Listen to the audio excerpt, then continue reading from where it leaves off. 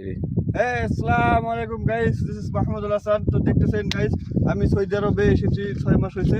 তো আসা কাজ কাম যখন ছিল না তখন বসে থেকে কি করবো ভাবছিলাম। গাই দেখেন, সৌদি আরবে রসুন পেস্ট লাগাইছি। আমাকে দেখো, রসুন পেস্ট লাগাইছি, ছোট্ট একটা মাজরা বানাইছি। এখানে পেস্ট লাগাইছি, এখান থেকে শুরু করে ওখানে পর্যন্ত পেস্ট লাগাইছি। আরে ভাই, সৌদি আরবে এত গরমের মধ্যে পেস্ট হয়, অনেক সুন্দর সুন্দর পেস্ট হয়। তাহলে লাগাইছি, এখন দেখ পানি দিতে আইছিলাম। পানি দিচ্ছি ভাই, দেখেন 1 মিনিটে পানি সব শুষে নিতেছে, এত গরম বাইরে।